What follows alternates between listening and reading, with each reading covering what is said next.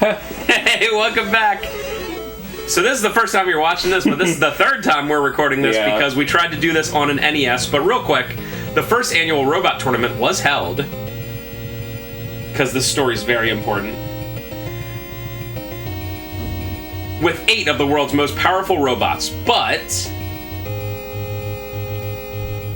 you guys ready for this? Look at Blizzard, man. Mr. X, the sponsor of the tournament, took control of the robots and began to take over the world. Mr. X, why? Who could this be? It's time to tell you the truth. I have been manipulating that fool, Dr. Wily, from the beginning. But now I no longer need Wily's help. Come and face my power, Mega Man. God. Well, stop you. Follow me, Rush. Man, who do you think Mr. X could I'm on the edge of my be? seat. How could this possibly do? So the first 3 were just straight up Dr. Wily. Was the 4th one Dr. Wily as well? Or was the 4th Dr. Cossack? It was Cossack, I think. Then what was 5 was Proto Man. 5 was fake Proto Man. Fake Proto Man. But, I mean, it was all Dr. Wily. But it's just funny, like, in the 4th one, when they're like, Dr. Cossack, you're like, oh my god, but then it ends up being Dr. Wily at the end. And then in 5, you see it's Proto Man, and you're like, oh my god! And then, of course, it ends up being Dr. Wily at the end. So 6 is the funniest, because it's just like, it's me. It's like if I put on, like, a fake mustache and was like, how do you do? I'm, Benser Grossman. Yeah, it's like, to the point where, it's funny. There's no way... They had to do it tongue-in-cheek. There's no way that they took it seriously, but it's just like, why do they even bother? You know, it's probably it's probably because of the stages before the Dr. Wily stages. They wanted to still have those, you know? Yeah, it's been a thing since 4. So you said Dr. Cossack, and then you had the Proto Man 5 stages. is Breakman, and then 6 is Mr. X. So we talked about this a couple times, so we're going to try to keep it fresh for us as well. I want to first talk a little bit about the Mega Man games for NES in general. First of all, it is amazing that, and I want to make sure I have these dates correct. Mega Man NES release date. I think the first Mega Man came out in 87. Very late 87. I would have said 88. I was going to say 89, but I'm dumb on that. Oh yeah, it's it's not a black box game, but it's one of the early box ones. Anyway, between 1987 and 1994, and it was really late 87, they came out with 6, at the very least, very good Mega Man games. The first one, and we'll talk about it in a second, is my least favorite, but it was also like a trailblazer. It's just like, I can't hate on Zelda 1 too much. I don't personally like it, but it was such a trailblazer that you can't be like, it's bad, sharp elbows. So talking about release Mega Mans, do you ever wonder why 5 is so much more expensive than 6? I think it's because Capcom didn't publish it. Yeah, right? Nintendo themselves published 6 for whatever reason. And then for like you said, whatever reason, Capcom went back to publishing for 6. So they ended up making... 5 is the last Capcom published one, and then 6 was Nintendo. Oh, okay. So 6 was probably, they were probably being super cheap by the time of 5. I mean, that's all the era of like Chip and Dale 2, DuckTales 2, all those games, Mega Man 5, and then 6. I guess at that point they were being so cheap, and they're like, what's the point? So 6 was handled by Nintendo themselves. That's why like 6 is literally like 1/3 the price of 5. I love that. If you notice that it's going in and out, I don't know why. The Retron is just weird for that like white flash. I do notice that it's going out for a bit for the LP, but just deal with it. We did 10 minutes on the NES, and then it just hard crashed. It's like, cool. So we actually did 5 minutes on the NES, and then it started having graphical errors, and Trevor was like, well, I don't want this to mess up, which was very good premonition from him. And then I fixed up the cartridge a little and was like, okay, and then it hard crashed 10 minutes later. So that's why these subjects that we've talked about is our 3rd time talking about it, and I'm like, I know it's the first time you're hearing it, but I'm trying to make it like that it's still very interesting to us, too. Oh, nice. We're fine. Damage spike. So I also wanted to talk about, just in general, the 6 Mega Man games, because when someone who isn't, like, super familiar with the series probably just looks at it and goes, oh my god, there's 6 Mega Man games on the NES, that's ridiculous. And they probably think that they're all the same, and quite frankly, they're pretty similar, except for one. But they do add some ridiculously different game free-to-play elements to each of the games. So Mega Man 1, first one, pretty weird game. There was only, it was 4 robot bosses at a time, right? What'd you say? I was gonna say Mega Man 1, there was only... there's 6. There's 6 overall. Yeah. Okay. I forgot how they did... No, that's Mega Man 7 I'm thinking of, Yeah, where they go... 7 and 8 yeah. do the 4 and 4 Yeah, which I weirdness. hate. That's so stupid. Anyway, so... In the case of 8, they do justify it with story. the weapons being a little bit more environmentally interactive. Like Clown Man's Thunder, whatever it's called, is like a grapple hook in the last 4 stages. So in that game it makes sense, but in 7 it does not at all. I don't know why they even bothered. So in the first one, again, weird game. Second one, they go to the... I'm not pressing a jump. It just lags at the last... the second one it turns fire, it lags for a frame, and then I keep so not annoying. pressing A. So second one, they change it to the normal 8 robot masters that it's going to stay at for the rest of the games. In the third one, they add the slide. So it's hard to kind of imagine that 2 and 1 didn't have the slide because it became such a iconic part of it, but didn't have the slide. And for those of you unfamiliar, in 4, it's the first one where they add the Power Buster, the charge shot. So 4, the Power Buster is kind of weak. It looks almost like a laser. In 5, it becomes a bigger ball, and I think in 5 it's actually the biggest ball, and in 6 they make it a little bit smaller again. So with 5 they add Beat, which is your robot helper, and then in 6 they add the power armors. There's a power and there's a what you call it? Yeah, the Beat, power, and then Beat, rush, fly, rush, power. So it is neat how, I can understand how you can look at it from afar and be like, they're literally all the same thing. But for someone like us who's played all of them multiple times, you really do notice the difference. And if you go from 6 and you play 6 and you go straight to 2, it does feel a lot different. It feels very different. It's kind of not in the same way, but when I got Madden, the game Madden, every single year, you do not notice that many differences. But what I started doing was I started getting Madden used every 3 years, just for okay, I want to play this with Ferris, whatever. This will be fun, quote unquote. And once you go 3 years between the Maddens, you're like, oh, I noticed this difference, whether it's good or bad, and it's usually bad, but at least you notice it. But yeah, going from 2 to 3, you're like, oh, okay, I don't really notice that much. But going from 2 to 4, 2 to 6, 1 to anything, you really notice the difference. Yeah, and the ones that feel definitely the most similar are 5 and 6. 6 does something pretty annoying. I like this game a lot, but they change how sliding works, and you can't cancel out of slides as well as you can in 3, 4, 5. When you slide, you're locked into it, and you can only cancel it if you push the opposite direction. You can't jump out of it. So I don't know why they decided to change that, but it is pretty annoying. But otherwise, I really like 6. I think people sleep on 6 just because it's Mega Man fatigue. It's so late in the NES life. But I think people are doing themselves a huge disservice not playing this game. This game is relatively... It's not easy, but it's easiest of the classic Mega Mans. And I just feel as if it's really well designed. It feels like the most polished overall. And it's just fun. Agreeance. We actually talked about it before, but we're gonna do it again.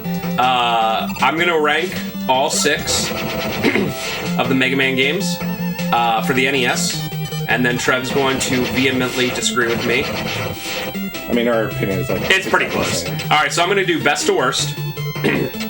Now, most people would just automatically be like, 2. No. That's what I have to say. No. Also, I like Blizzard Man. He's an easy boss, but I just like how he just stands there waving his skis around. He's like, look at me, look at me. I do like how this boss actually does something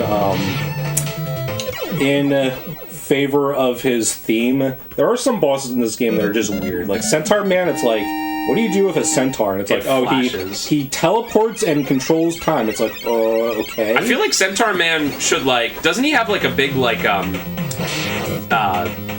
thing on his head? Like maybe I'm like not thinking correctly, like a rhino kind of thing. He has like a helmet with like horns, like but they're not like huge. Oh yeah, he has a big spike on his. I thought he would like shoot the spike or whatever. Plant Man, best of all of them.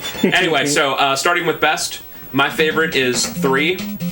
I think 3 does everything 2 does, but better. The fact that 3 also has the times where you refight the 2 bosses as those really cool, like shadow ones, so Rush cool. Power. Having the Power Mega Man.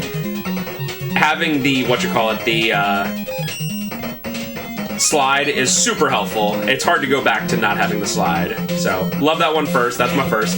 Second is 6. I don't know if it's nostalgia or the fact that it's so comfy or the fact that although it's not, like, easy, it's not the most difficult one, you could, like, if someone was like, yo, you want to play Mega Man 6? I wouldn't be like, I'm not in the mood. I feel like I would, if I wanted to play video games, I feel like I would want to play Mega Man 6. So, 3, 6. My next one would be 2. I do think 2 is super good still.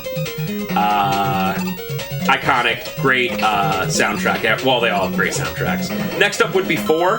I will mention that all 4 of those, I really, really, truly do think that 6, 2, 3, and 4 are very similar in terms of quality. And if anyone told me one of those was their favorite, I'd be like, sure.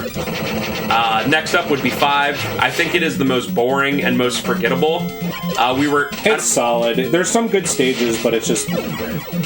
There's, well, at least you start right there. There's, how do you say, we were talking about trying to remember the bosses from 5, and I could probably name all the bosses given enough time from, like, most of them. I definitely could in 1, 2, and 6. I maybe could in 4 and 3, but 5, I thought of, like, 2. And I was like, okay. And then the worst by far for me is 1. I don't think it's particularly close. 1 is a weird game. It's just like beta Mega Man. Yeah. In a lot of ways, the controls are weird. Like, you can look at it and be like, it looks almost the same, but okay, I gotta just take my time. Yeah. Gotta focus on it, taking my time. These stupid fish will constantly PTFO me. And that's, I want to say, that's not to say that 1 is necessarily bad. It's still in, like, the top 20% of NES games. I would take it over many NES games. But it is weird. It's just kind of like, I personally don't like Zelda 1, Legend of Zelda 1. I would not be interested in playing it really at all, ever. Although I do understand the importance as a video game and to video game history and what it did. Super, super ridiculously important, but, Okay. Nice. But I it's the same thing for Mega Man 1. So once again, I'm at 3, 6, 2, 4, big power gap, 5, 1.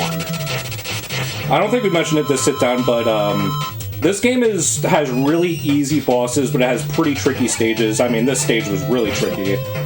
But the bosses are just like, yep. Plant Man has one AI routine. It's him jumping after doing the shield, and then he just shoots at the Dude, losing to Plant Man, even with only 1 hit's like losing to Glass Joe and Punch Out. Rip. I mean, I guess sometimes he might, like, randomly walk into you. I mean, just, like, you dying to him is just, like, so, it's not gonna happen. Yeah. I like how after Woodman and 2 with the shield that goes around you, every single game after that was like, yeah, we need a shield boss. Like, I think that 2 through 6 all have one, so... if you have an opinion on your favorite Mega Man games for the 6, put it below. We want to hear it. I don't think I've ever seen anybody who has, like, the same opinion on all of them, which goes to show how excellent they are. Because, like, most people, if you ask, like, say,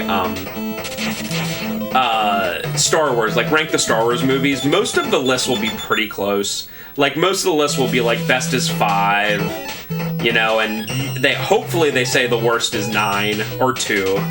But with Mega Man, I've never really seen two people be like, I totally 100% agree on that list. So in this game, the sub-weapon Flame Man is the GOAT. It's not like the best sub-weapon in any Mega Man, but it's definitely the best in this game. It just does so much damage. To regular enemies, it does 4 HP of damage. And when you're doing it against like mini-bosses that don't have like vulnerability frames like bosses do, it's just like they die so fast to it. Now, it's not even like in the same league as like a Metal Blade from Mega Man 2. I mean, that's a good of all time. But in this game, it does a lot of damage. The only bad thing about it is that you have to be pretty close because it has a pretty small attack range. Jet Mega Man. Pretty cool. You're gonna use this a lot. I try not to because you can't use the Charge Buster or Slag while you're in it. I really, really like that as a design choice for them to be like, hey, this is kind of cheating because of, you know, you being able to fly up, but it also means that you can't do anything else, which is pretty cool. I like that. Is this one of the ones with Beat? Yeah. He's in this game, but he got, like, in 5 he is, like, Omega God tier good. In this game, he's just fine. Yeah. I do use him for the first Mr. X stage because of how it's designed, but other than that, I don't use him ever again. But in 5, you use him against any boss, he just, like, souls it by himself. It's ridiculous. Why has there never been a machine in, like, an arcade where you, where it, like, shoots out, Metars? Dude, you have to be right on there. Yeah. Well, I just imagine like a crane machine. You know how that machine was just shooting out a bunch of Metars. This is the optional. It's like the sub weapon energy divider. Like if you get it, if you don't have a sub weapon equipped, it gives you ammo to it. It's marginally useful. I don't know if I ever knew what that did. I just picked it up and was like, cool. Because it's like, I mean, obviously in these games they don't explain anything. But it's like, what does it look like? It looks like a piece of like... just like a generic, like, pipe thing. Yeah. Like pipe electronic kind of thing? So in the 4 stages, in the beat stages, there are optional ways to go and fight the boss. Yeah, to get the beat parts, it's the bottom 4 on the bottom right of the stage select. So you want to do the top left ones because you get the rush adapters there, and there's nothing hidden there. And then all the bottom right ones have alternate entrances to the boss, and then if you do that, you get the beat part.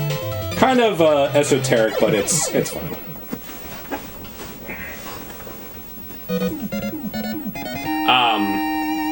I do... Yeah, beat in 5. I think in all speedruns I've ever seen, it's just like use beat. It's like 5 is kill the enemies. In terms of a speedrun, 5 is pretty fun to watch because the super arrow is like incredibly busted, and then beat just like BTFOs everything. Although I don't know if like any percent gets beat. I don't know if it's like out of the way. B. I just love bonuses like that. I think that's another reason why I love this game. Also, this guy, Yamato Man, is literally... you may not like it, but this Yamato Man is peak male design, just for what it's worth.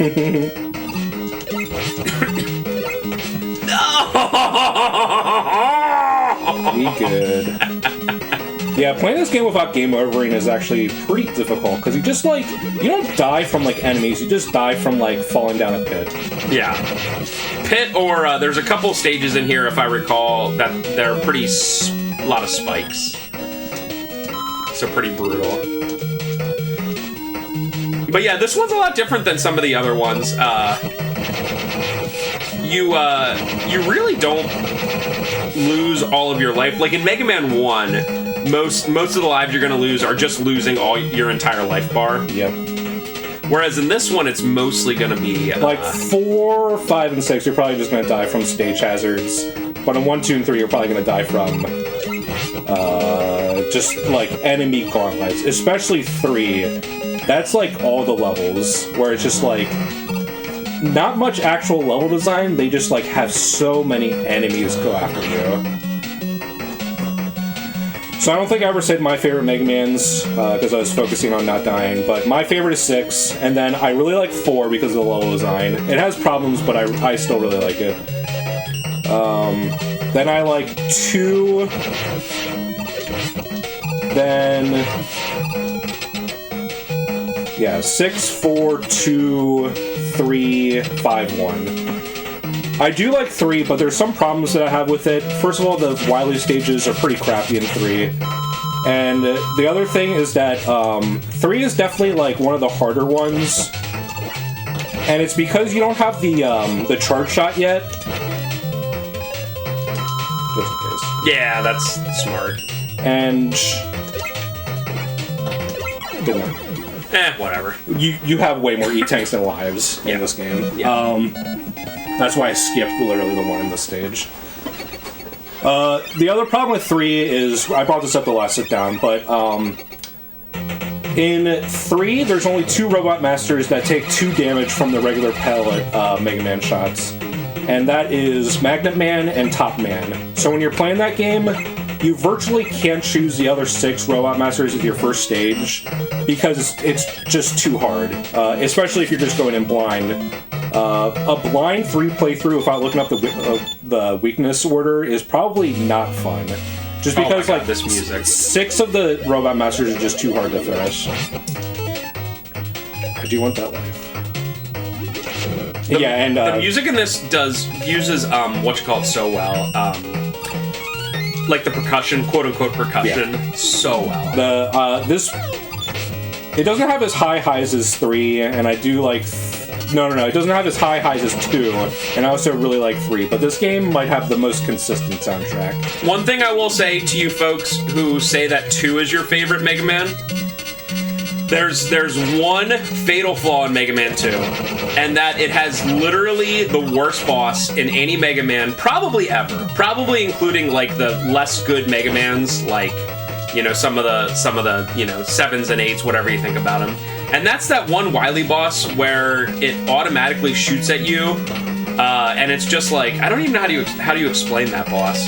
It's just a bunch of like sentry parts on the wall, and it's more of a puzzle than a boss, and it's timed, and it's really weird. Because you have to use Crash Man. You have to use Crash Man to defeat that boss. It's the only thing that hurts it. So if you don't have full Crash Man, you are not going to beat the boss. And if you don't think it out correctly, which I know, get good, I get it. But if you don't do that exactly right and use your extra level 1 and 2 nice life. Attachments, you are not going to be able to beat that boss. And I just think that boss is just butt cheeks. Like, it is the worst boss in any Mega Man yet. There's a couple in Mega Man 1 that are real stupid. I don't like the one where you have to use the Guts Man to throw the bricks at that like really fast thing in the water, but that's still like okay by comparison. But man, that boss is like inexcusable in a game that people would otherwise consider like a 10 out of 10. I could never consider that game a 10 out of 10 because that boss automatically takes it down 1 point. So if you think it's a 9, in my opinion, it's an 8. Sorry, Mega Man bros. Mega Man 2 bros, not like this.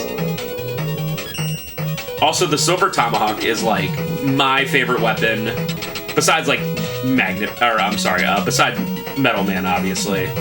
Yeah, Tomahawk is awesome. The unfortunate thing is that, pretty good too. The unfortunate thing is that this game also loves Tomahawk, and the last 3 Wily bosses are all weak to it. So it's like an exercise because you have to do 8 Wily stages in this game without getting a single ammo refill between any of them. So you really have to conserve your ammo, like, a lot. Yeah, I was remembering that, like, all of the final bosses are Silver Tomahawk. The only weapon I don't think you use in the Wily stages is Nightman's, and that's cool because Nightman's weapon is also really good. This game actually has some pretty solid sub-weapons. Yeah. Like, when people talk about how the powered shot is too OP, I think it's in conjunction with 4 and 5 sub-weapons being pretty middling to outright bad, especially 5 is... Like, in 5, the power shot is really good, but then the sub-weapons are awful. But in this game, I feel as if like they have a right balance of like the charge shot is good, but the other weapons are also good. Yeah, I agree. I actually love can't... this pelican robot. I can't think of like any sub-weapons from 5. I definitely can think of 4, like Toad and Spark. The only good thing about 5 is the power arrow, or whatever it's called, the arrow shot, and that's not even a sub-weapon. That is one of your like. That's you right. Find that it's like a tool you find. Yeah. Is 5 the one where you also find like the wire? That's 1. Oh, okay. I thought there was one where you like shoot straight up in the air. Yeah, I think that's 5 as well. Yeah. Maybe there's a wire in 5 and 1. In 1, it's definitely called the wire. I don't know if it's called the wire. Yeah, I forget what it's called. Interesting. Dude, this is one of the coolest levels. This was literally the developers just being like, we can do this. Yeah. 6 is really impressive. Not only is it like super impressive, it runs good, and also it looks really nice. Like, this is one of the best looking NES games. And we're playing on the Retron, which obviously doesn't have like the most perfect of now you do with the most perfect like graphical emulation. E-Tank. No. I already have like 5 E-Tanks. I don't need any more. But Bobby, I just like how you have so many E-Tanks. You like, there was one that was like literally right there, and you were like, eh. It's like not even, why? Not even moving to the side. Lives like E-Tanks won't save you from instant spike death. Yeah. Like lives are way more of an issue than E-Tanks in this game.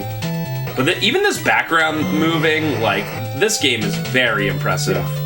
And the fact that it doesn't chug at like 5 frames a second is crazy. This is the alternate entrance.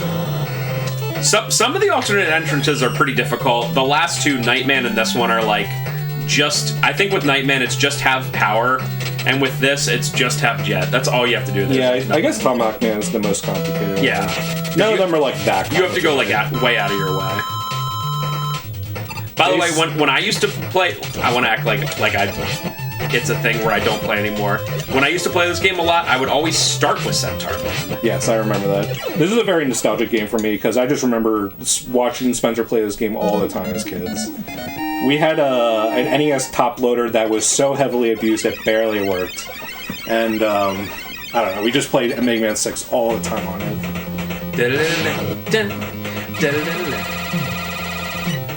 Yeah, let's get that beat. Beat T parts. Cool. Centaur Flash.